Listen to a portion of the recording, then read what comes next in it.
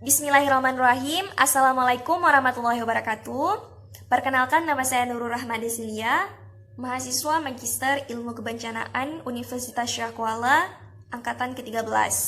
Di sini, saya akan mempresentasikan tugas mata kuliah saya, yaitu mata kuliah Pengetahuan Kebencanaan dengan judul ENSO, El Nino Shorten Oscillations, yang merupakan sebuah kajian fenomena El Nino dan La Nina. Di sini saya mengambil studi kasus banjir bandang Jabodetabek pada tahun 2020. Baiklah, sebelum lebih lanjut, adapun hal yang melatar belakangi penulisan makalah saya pada hari ini, yaitu letak Indonesia.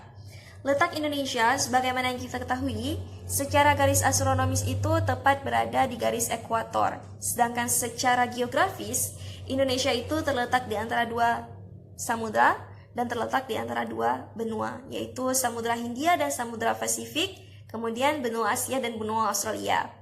Nah, letak maupun posisi Indonesia ini secara geografis dan astronomis menyebabkan tingginya angka variabilitas iklim dan cuaca yang ada di Indonesia. Salah satu hal yang mempengaruhi tingginya tingkat variabilitas iklim ini yaitu fenomena ENSO ataupun El Nino Shorten Oscillations, yang merupakan keadaan atmosfer pada wilayah Samudra Pasifik. Nah, ENSO sendiri terdiri atas 3 fase, yaitu fase netral, fase El Nino, dan fase La Nina. ENSO pada fase netral dampaknya terhadap Indonesia, yaitu musim hujan dan musim keringnya itu bersifat normal, karena ditentukan oleh angin muson, baik itu angin muson barat maupun angin muson timur. Namun, ketika ENSO ini memasuki fase El Nino, kekeringan ekstrim terjadi di beberapa wilayah Indonesia, sehingga dampak yang kita rasakan seperti gagal panen maupun kebakaran hutan. Nah, ketika ENSO ini memasuki fase La Nina, yang terjadi di Indonesia adalah curah hujan yang cukup ekstrim. Beberapa dampak yang bisa kita rasakan yaitu seperti banjir bandang dan longsor. Nah, pada tahun 1993, di Hungaria dilakukan sebuah workshop yang diinisialisasi oleh Food, Energy and Water Systems. Itu sebuah workshop yang membahas tentang beberapa rentetan peristiwa ENSO yang dialami di wilayah Indonesia. Salah satunya yaitu pada tahun 1982 sampai dengan 1983 Indonesia mengalami gagal panen 420.000 hektar sawah. Diikuti pada tahun 1991, Indonesia juga mengalami gagal panen 190.000 hektar sawah. Dengan angka yang seperti ini, gagal panen itu terjadi secara signifikan ya. Nah, sedangkan pada tahun 1991 terjadi kebakaran hutan 3,7 hektar di wilayah Kalimantan. Nah, ini adalah beberapa rekod kejadian bencana yang ditimbulkan oleh ENSO dari sekian banyak bencana yang dipengaruhi oleh ENSO di wilayah Indonesia. Pada pembahasan kali ini, nantinya kita akan membahas tentang peristiwa banjir bandang yang merupakan peristiwa banjir terparah selama 20 tahun terakhir di wilayah Jabodetabek, yang langsung disebabkan oleh fenomena La Nina. Nah, sebelum membahas lebih lanjut tentang presentasi saya pada hari ini, saya ingin membahas terlebih dahulu tujuan dan batas dari masalah. Adapun tujuan dari presentasi saya yaitu untuk memahami dampak ENSO bagi wilayah Indonesia dan untuk menganalisis dampak La Nina khususnya pada tragedi banjir bandang di wilayah Jabodetabek pada tahun 2020. Nah, batasan masalahnya yaitu saya membatasi pembahasan ENSO ini hanya pada wilayah Indonesia dengan fokus studi kasus kajian La Nina pada banjir bandang yang terjadi di Jabodetabek pada tahun 2020. Baiklah, perubahan iklim di Indonesia. Nah, perubahan iklim ini merupakan sebuah fenomena global ya. Kenapa? Karena dampak maupun penyebabnya itu disebabkan dan dirasakan oleh masyarakat secara global.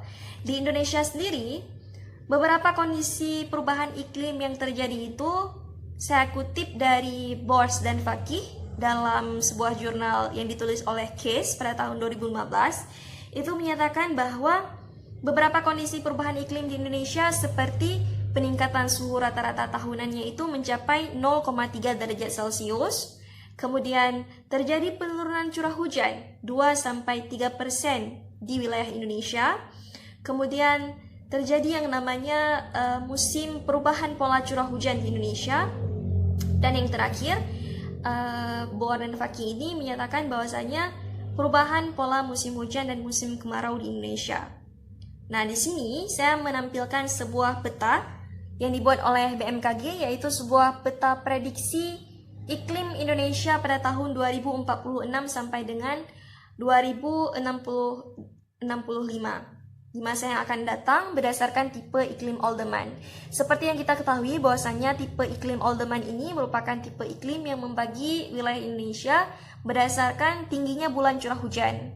Nah, dari peta ini dapat kita lihat bahwasanya beberapa wilayah di Indonesia itu memiliki intensitas hujan tipe A dan B, di mana hujan itu berada di 7 sampai dengan 9 bulan berturut-turut. Sedangkan beberapa wilayah Indonesia itu memiliki tipe iklim Olderman E, yaitu tipe iklim yang curah hujannya itu berada di bawah 3 bulan secara berturut-turut, di mana kalau di peta ini bisa kita lihat ya, didominasi oleh beberapa wilayah seperti di pantai selatan Pulau Jawa, kemudian pantai selatan Pulau Sumatera, dan beberapa pulau kecil lainnya di wilayah timur Indonesia. Nah, jadi sebenarnya apa itu ENSO? ENSO ataupun El Nino Shortened Oscillations merupakan sebuah kondisi atmosfer di atas Samudra Pasifik. Lebih jelasnya itu dapat kita perhatikan pada gambar berikut ini. Nah, seperti yang sudah kita bahas di latar belakang, bahwasanya Indonesia terletak di antara dua samudra, yaitu Samudra Pasifik dan Samudra Hindia. Nah, ENSO ini merupakan keadaan atmosfer yang berada di atas wilayah Samudra Pasifik. Di sini ya, teman-teman. Nah, 3 fase ENSO yaitu fase netral, fase El Nino, dan fase La Nina. Yang dimana ENSO ini merupakan sebuah fenomena global yang mempengaruhi variabilitas iklim tahunan. Maksudnya seperti apa? Nah, ketika ENSO fase normal, ini kita lihat ya, gambar Samudra Pasifik yang cukup luas, yang berada tepat di atas ekuator, sehingga pemanasan matahari itu menjadikan si Samudra Pasifik itu panas, lautannya itu panas, sehingga diibaratkan seperti kolam hangat.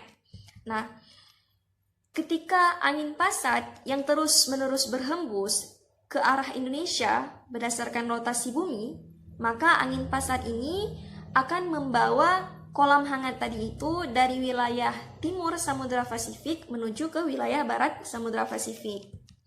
Akhirnya yang terjadi apa? Kolam hangat itu berpindah ke wilayah Samudra Pasifik bagian barat yang meningkatkan terjadinya pembentukan awan hujan sehingga hujan terjadi di wilayah ini, sedangkan wilayah laut yang tadinya hangat itu akan digantikan oleh air laut yang dingin. Ini fase netral. Lalu bagaimana kondisi ENSO pada fase La Nina dan El Nino? Kita perhatikan, pada fase La Nina terjadi peningkatan tiupan angin pasat sehingga kolam hangat itu berpindah ke wilayah Indonesia. Kolam hangat yang tadinya berpindah digantikan oleh kolam dingin di wilayah Peru, gitu ya. Sehingga yang terjadi apa? Pembentukan awan hujan yang cukup tinggi di wilayah Indonesia sehingga curah hujan ekstrim di wilayah Indonesia pun terjadi. Nah, ini ada beberapa contoh kasus La Nina yang terjadi di wilayah Indonesia. Nah, sedangkan ENSO pada fase El Nino itu seperti apa? Nah, kasusnya angin pasat yang tadi tinggi akhirnya melemah, kemudian suhu yang panas tadi di Indonesia itu kembali lagi ke wilayah Peru. Sedangkan Indonesia digantikan airnya oleh air dingin. Yang terjadi adalah peningkatan penguapan dan pembentukan awan hujan di wilayah Peru, sedangkan di Indonesia itu mengalami musim kering. Nah, masuk kepada pembahasan studi kasus kita pada hari ini, yaitu banjir bandang Jabodetabek yang terjadi pada hari Rabu tanggal 1 Januari 2020. Di sini kita bisa lihat ya, bahwasanya di dalam bencana itu tetap ada yang namanya kebahagiaan. Anak-anak menjadikan bencana ini menjadi sebuah kolam renang seperti itu. Nah, Kasus banjir Jabodetabek tahun 2020 ini tercatat sebagai banjir bandang yang cukup tinggi selama 20 tahun terakhir, yang menyebabkan 67 orang meninggal dunia. Ini berdasarkan data yang diinput dari BNPB ataupun Badan Nasional Penanggulangan Bencana. Kemudian data selanjutnya itu 36.415 orang itu terpaksa diungsikan, dengan prediksi kerugian material itu mencapai jutaan triliun. Sebenarnya apa sih yang menyebabkan banjir bandang Jabodetabek pada tahun 2020? Nah, berdasarkan data peta sebaran hujan Jabodetabek yang dikeluarkan oleh BMKG, di sini kita bisa melihat bahwasanya hujan yang terjadi pada 31 Desember 2019 sampai dengan 1 Januari 2020 itu cukup merata ya di hampir seluruh wilayah Jabodetabek, di mana kondisi hujannya itu terdiri dari hujan lebat, sangat lebat, bahkan hujan ekstrim yang berada di atas 150 mm per harinya. Nah, di stasiun Halim PK sendiri itu mencatat bahwasanya curah hujan yang terjadi pada beberapa hari tersebut itu mencapai 377 mm per harinya. Dilansir dari Detik News, curah hujan yang terjadi di Jabodetabek ini merupakan curah hujan tertinggi selama 150 tahun terakhir. Nah, ini dia ya, tabel curah hujan tertinggi dari tahun 1918 sampai dengan tahun 2020. Dari beberapa kejadian banjir besar yang terjadi di wilayah Jabodetabek, dapat kita lihat bahwasanya kejadian banjir besar yang terjadi pada tanggal 1 Januari 2020 merupakan kejadian banjir dengan curah hujan tertinggi yang mencapai 377 mm per hari. Nah, di sini ada indeks ENSO. Ya, bisa kita lihat bahwasanya yang merah ini adalah indeks yang menunjukkan ENSO fase El Nino, sedangkan yang tengah adalah ENSO netral, sedangkan yang biru adalah indeks ENSO yang menunjukkan fase La Nina. Pada tahun 2020 dapat kita lihat bahwasanya terjadi peningkatan indeks ENSO La Nina yang merupakan salah satu penyebab terjadinya curah hujan ekstrim di wilayah Jabodetabek. Baiklah, tahapan peristiwanya itu awalnya terjadi terjadi hujan yang cukup lebat di wilayah Bogor pada akhir tahun 2019 sampai dengan awal tahun 2020. Nah, pada pukul 22 waktu Indonesia Barat, tanggal 31 bulan 12 2019, itu terjadi peningkatan pintu air Katulampa yang mencapai 110 cm. Hal ini menyebabkan meluapnya Sungai Ciliwung pada tanggal 1 bulan 1 2020 dini hari, sehingga pada hari Rabu tanggal 1 Januari 2020 itu Jabodetabek diguyur oleh banjir bandang yang cukup besar. Nah, ini adalah peta yang dikeluarkan oleh BNPB ya. Beberapa zona ataupun lokasi tempat terjadinya banjir. Dapat kita lihat bahwasanya hampir di seluruh wilayah di Jabodetabek itu memiliki titik banjir yang cukup besar. Nah, BMKG dan BNPB menyatakan bahwasanya penyebab banjir ini merupakan curah hujan ekstrim yang disebabkan oleh fenomena La Nina yang terjadi di wilayah Samudra Pasifik yang berdampak langsung untuk Indonesia. Akan tetapi ada hal-hal lainnya juga yang mendukung terjadinya banjir, seperti alih fungsi lahan di hulu, kemudian pembukaan pemukiman penduduk dan alih fungsi lahan hutan di Ciliwung, kemudian terjadi pendangkalan sungai dan waduk, perubahan fungsi tutupan, baik itu resapan air, kemudian berkurangnya kapasitas waduk, dan rusaknya ekuifer tanah, dan faktor lainnya.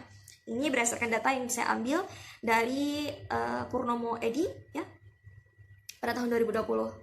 Baiklah, itu saja pembahasan saya hari ini. Dapat kita ambil kesimpulan bahwasanya letak Indonesia yang bersebelahan langsung dengan Samudra Pasifik menyebabkan Indonesia ini berlampak langsung dengan fenomena ENSO. Salah satu fenomena ENSO yang terjadi di Indonesia adalah banjir bandang Jabodetabek yang terjadi pada tahun 2020 karena adanya peningkatan curah hujan yang cukup ekstrim di wilayah Indonesia yang menyebabkan 67 orang meninggal dunia ketika itu.